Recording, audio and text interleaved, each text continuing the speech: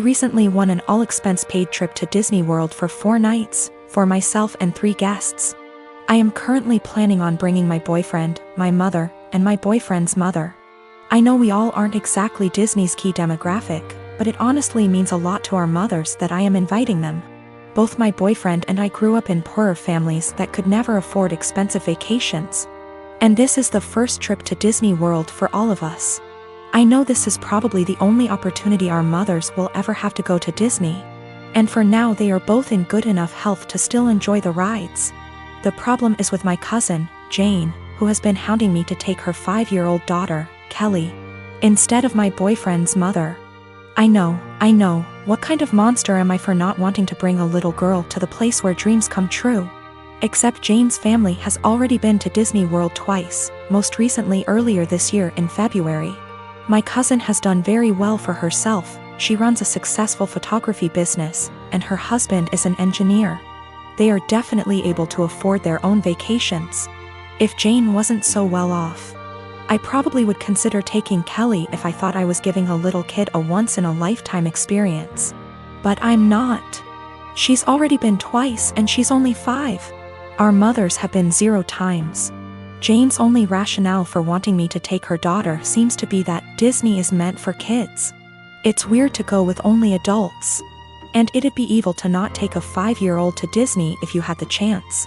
There's also the issue of Kelly herself.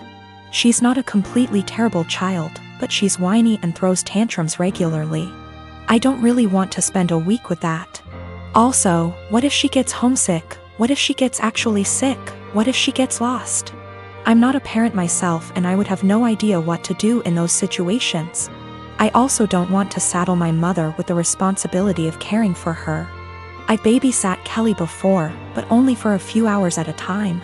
I'm not sure why my cousin is even comfortable with the idea of me taking her child 3 states away. We are in North Carolina, so it's not like Orlando is just a short drive down the road if something happens. I tried telling Jane I'm not comfortable bringing Kelly, and she just said this is a good opportunity to find out what being a parent is like. What? She's almost acting like I'm not serious about not bringing Kelly, and I'm just pretending I don't want to bring her. It's really weird. Jane and I have always been very close, like we are sisters. And I'm afraid this has the potential to ruin our relationship once it comes to a head. What is the best way to tell her no without sounding like an evil child hater, or am I being selfish for not taking a kid to Disney? I am married to my wonderful wife Melody and she is currently pregnant with our first child together. I have a 6-year-old daughter Tina whose mother I split 50/50 custody with. So I know for the most part what Melody needs in order to feel supported while she carries our child. I have been spending lots of time making sure she's comfortable and taking on more of the load at home so she's not doing too much. This is her first child after all and it's obviously a lot for her physically and emotionally. My mother and Melody don't get along too well. Mom didn't like my ex either. We broke up because we were headed on different paths, not because of my mother, and there's no bad blood. So I think she just doesn't like her because she's dating me for whatever reason. It's weird. She's very nitpicky about Melody, how much she does around the house, how emotional she is. Melody already cries very easily and being pregnant has made her even more sensitive, which is fine. The fact that she wants to be a stay-at-home mom, it just seems like nothing Melody does is okay. I do however stand up for her and do not just allow my mom to talk down to her. Today before picking up my daughter from summer camp Melody went to 3 different grocery stores to find rotisserie chicken. She's been talking about it since last night and really wanted one. She sent me picture messages documenting her quest for the chicken and finally found it. My girl was happy. Rotisserie chicken is also kind of a comfort food for her like spaghetti because her mom used to make one of those when she was having a lazy day and didn't feel like cooking. She was planning on serving that with some other basic sides for dinner, perfectly fine by me. My mother came by to see Tina and started telling Melody the chicken is bad for her and she should not be eating that pregnant.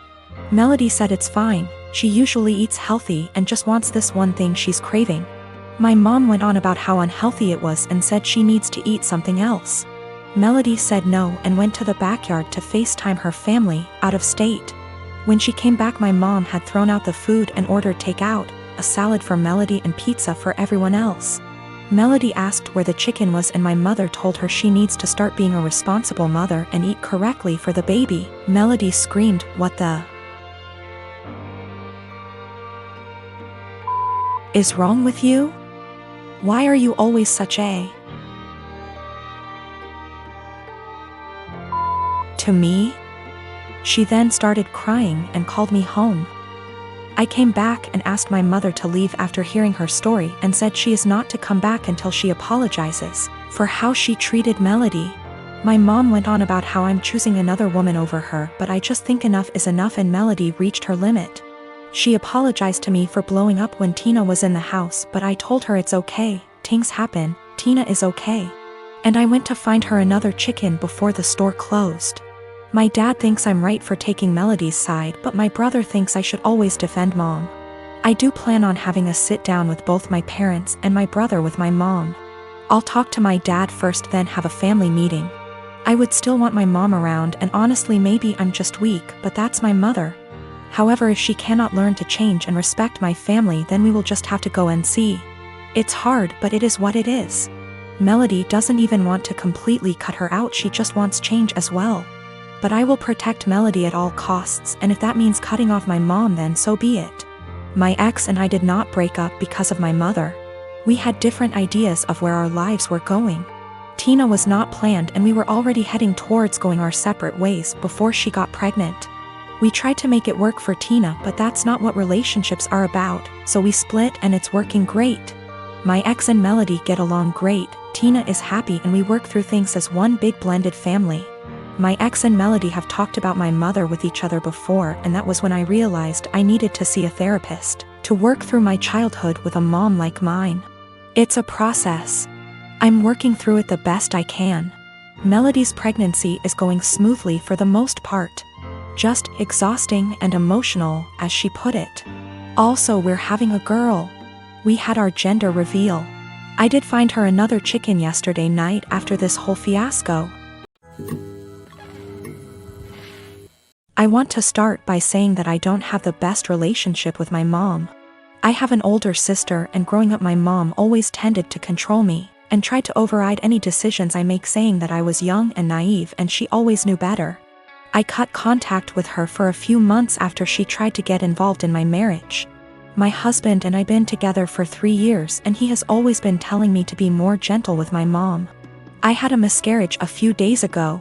It's devastating and I really thought it'll get easier, but I'm still feeling excruciating pain and frustration. We were happy and excited, but all that disappeared suddenly and it was hard for me to take because I thought everything was fine. I didn't tell anyone, especially since I'm currently dealing with some health issues. I didn't tell anyone in the family. My husband promised not to tell until I'm ready. My mom kept asking me questions and brought up my pregnancy constantly, and my answers were short. Because I didn't want her to know, since she'd call everybody and let them know. She's always like this, that's why I tend to keep things private. I decided to not visit for a couple of days, hoping she'd stop asking questions. Then I found out on FB that my mom announced my miscarriage on her page and I didn't know about that. I was shocked. I freaked out when I started getting calls from family members, and I have no idea how many people knew about it. I was so mad to the point of shaking. Everyone kept berating me for not telling them. I called my mom and I yelled at her. She defended herself, saying that she was just looking for support and that I should have told her about it first time she asked what was wrong. I asked her who told her and she said she had a talk with my doctor, but I shouldn't be mad because she's my mom and she had the right to know what's going on. I argued with her about getting involved in my personal life and disregarding my feelings and cutting me off guard like that. I went to the doctor and I lashed out at her for releasing my private medical information to my mom and causing me to deal with everyone asking why I was hiding my miscarriage from them, even though I was just waiting for the right time.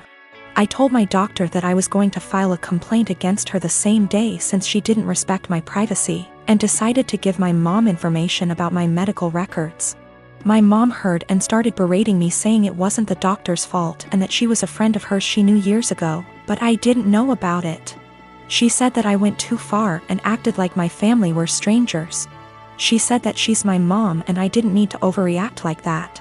All I needed was time and space. Now I have to deal with all this stress and I'm a mess right now. My brother texted me a few minutes ago and said he wants to come over and talk to me. He was the first to call me and berated me and said that I was being hostile towards everyone for no reason. I haven't replied to his text yet, but I don't want to see anyone right now. I can't take one more word from them. For some weird reason, my mother-in-law really wants to go into our bedroom whenever she comes over. On one occasion, I followed her as she went upstairs. I was going to get something for my child as the bedrooms are upstairs. And she walked past the bathroom on the main floor and up the stairs behind it. She didn't hear me, and I caught her walking straight into my room and rifling through bills on my dresser. She denied snooping, even though I'd just watched her do it, and said she was just going to use our bathroom because she couldn't find the other ones. She walked right past the one on the main floor and another one in the upstairs hallway to go into our bedroom. Since that happened, I installed an exterior doorknob that requires a key on our bedroom door and one on the door to our office / spare bedroom. However, she's still always forgetting where the bathroom is and trying the bedroom and office door. This really ticks me off. My husband says that I just get annoyed at this because everything she does drives me crazy, and since we've put locks on the rooms we don't want her in, there isn't really a problem anymore. Well, over the holidays we had my in-laws over for dinner, and before they came I was searching for the bedroom keys. We hadn't used them in a while since we only lock the doors when mother-in-law comes over. My husband told me we didn't need to lock the doors since she wouldn't try to get into the rooms, and I insisted that she would because she loves to snoop. We went back and forth and decided to cover the doorknobs in superfine glitter to see if she tried them. I did this once before when husband didn't believe me about the snooping to prove she'd been in the rooms. Last time she ignored the glitter and we didn't say anything about it, but then my husband couldn't deny that she'd tried to snoop. So this time I covered the knobs in glitter, and for the office went a touch further and rigged a little folder of glitter over the door to the office before the in-laws came over. I left it one side unlocked, French doors, and it was set so if you walked in the room you would get covered in glitter. Husband goes out of his way to show his mom the main floor bathroom when they got here and specifically asks his parents and sister not to go upstairs. There's a baby gate so the kids can't get upstairs either. Well, guess who had to go to the bathroom and got covered in glitter and had it all over their hands and hair? She completely lost it and started screaming at me, so I yelled back, and now my husband is saying I went too far. Apparently her car is ruined now too because it's covered in glitter that she can't get cleaned up. I will be ordering some cellulose glitter that is biodegradable and safer for future projects. And if she comes over again, I will set up a camera. Or at least print out some fun fake documents so if she snoops again she can at least find something interesting.